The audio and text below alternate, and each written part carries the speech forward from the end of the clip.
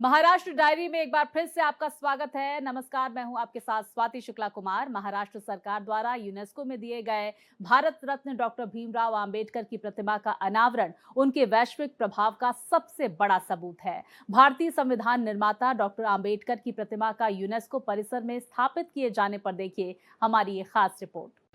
UNESCO में doctor Ambedkar की प्रतिमा का अनावरण। महाराष्ट्र सरकार द्वारा यूनेस्को मुख्यालय को उपहार स्वरूप दिए गए संविधान निर्माता की मूर्ति का संविधान दिवस के मौके पर अनावरण किया गया। यूनेस्को परिसर में बाबा साहेब की मूर्ति स्थापित होना देशवासियों के लिए गर्व की बात है।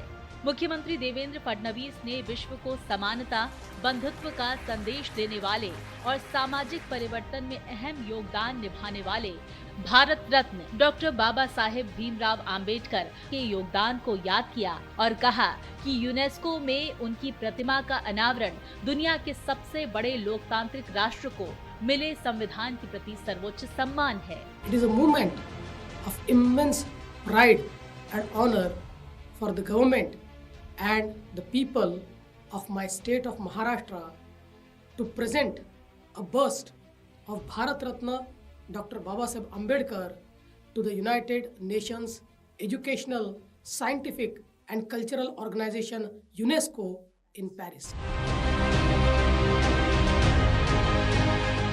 सिख धर्म के 9वें गुरु श्री गुरु तेग बहादुर जी के शहादत दिवस को लेकर भव्य तैयारियां की जा रही हैं। नारा मैदान में आयोजित होने वाले हिंद की चादर राज्य स्तरीय कार्यक्रम पर पेश है हमारी ये खास रिपोर्ट। 350वां शहीदी समागम।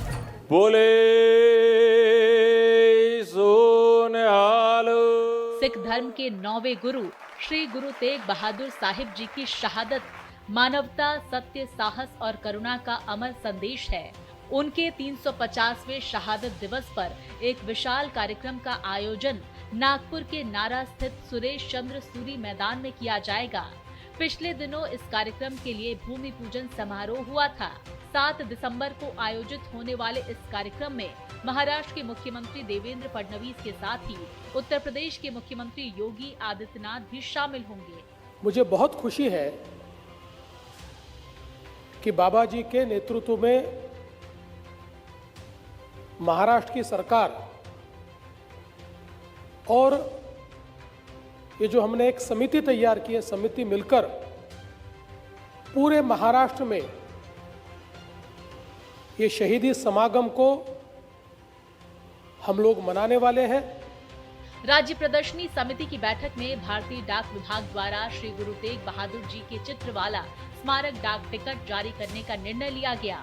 हिंद की चादर नामक कार्यक्रम में करीब 5 लाख श्रद्धालुओं के पहुंचने की उम्मीद है।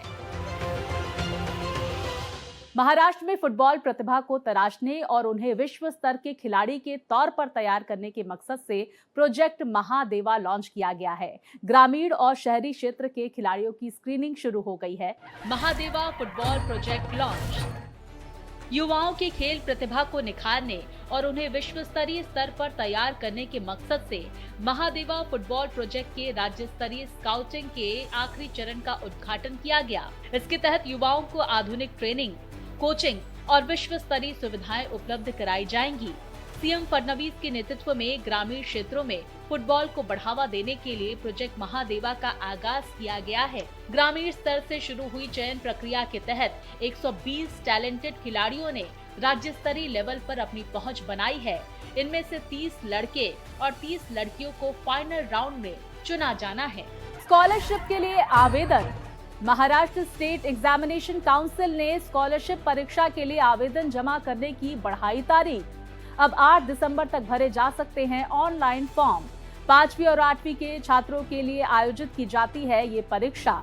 22 फरवरी 2026 को परीक्षा का किया जाएगा आयोजन। कैंसर मुक्त महाराष्ट्र का संकल्प।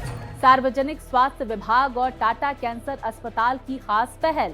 महाराष्ट्र के हेल्थ मिनिस्टर प्रकाश आंबेडकर ने परेल स्थित टाटा मेमोरियल हॉस्पिटल का दौरा किया।